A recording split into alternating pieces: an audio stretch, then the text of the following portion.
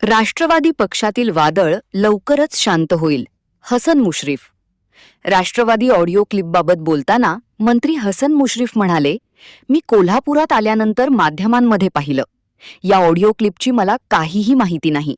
मी माहिती घेऊन यावर भाष्य करीन. पण आज उपमुख्यमंत्री सुनेत्रा पवार बैठक घेतील. राष्ट्रवादी पक्षाच्या कोर कमिटीची लवकरात लवकर बैठक घेऊन पक्षामधील मतभेद निश्चितपणे संपवू.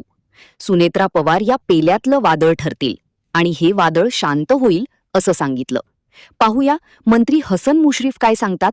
राष्ट्रवादी काँग्रेसमधल्या ऑडिओ क्लिपची चर्चा जोरदार सुरू आहे. काय नेमकं सुरू आहे पक्षामध्ये, कारण ज्या पद्धतीनं सगळं प्रकरण समोर येतं.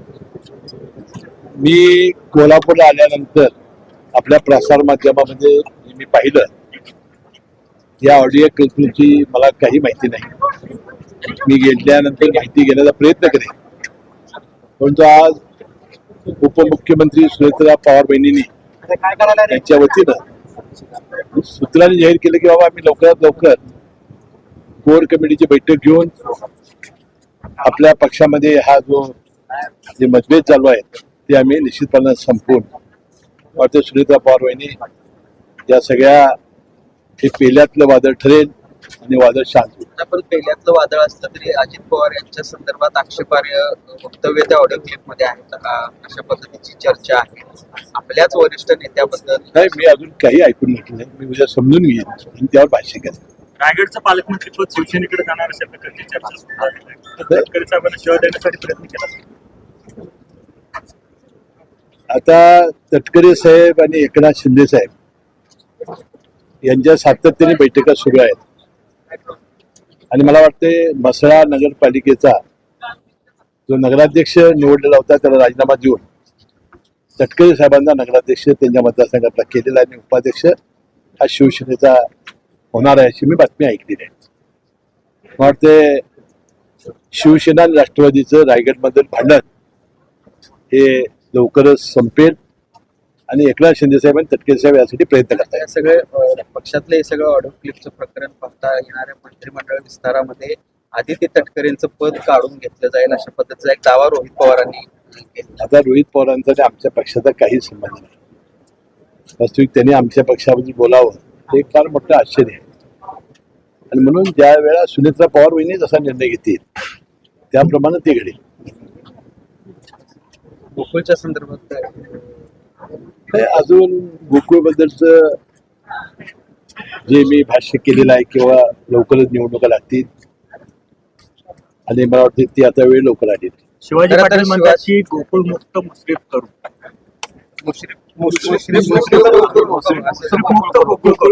सभासदाने करायचं काय शिवाय लोकांना. पण दोन दिवसापूर्वीच तुम्ही आभार मानले होते, ते काही बोललेले नाही. पण व्यक्तिगत टीका केली.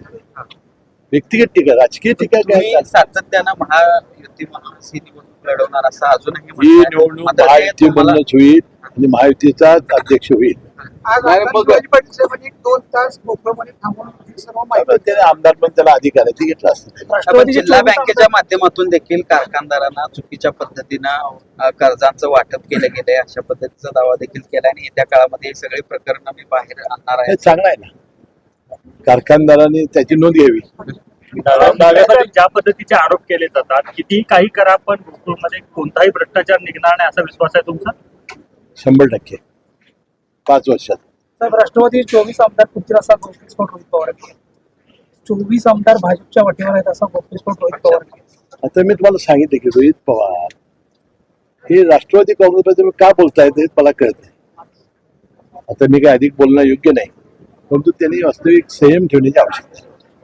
गोकुळच्या संदर्भामध्ये ज्या पद्धतीनं आपले कार्यकर्ते गेल्या काही वर्षातला गोकुळच्या कारभाराच्या चौकशीची मागणी किंवा माहिती मागवत आहेत कार्यकर्ते नाही किंवा संस्था प्रतिनिधी ठीक आहे, त्याची चौकशी होईल. पण हे सगळं बघता महाडिक काय मुश्रीफ असा एक वाद नवीन तयार होतोय असं वाटत नाही का तुम्हाला? गरज तर काय गरज नाही तसं काय. संस्था प्रतिनिधी काय मागावं, पण कुणाच्या जावायला किती आता ज्यांनी मागितले त्यांना विचारा, मला काय सांगतो.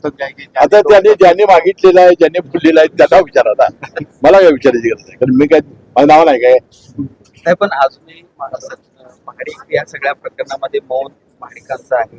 कसं बघता माझंही मौनच आहे. नाही, तुम्ही काहीतरी बोलताय तरी किमान मी आता मंत्री असल्यामुळे तुम्ही आमच्या पुढे येता, त्याला जरा जाऊन विचारा. ठीक आहे, थँक्यू. ओळखलं का?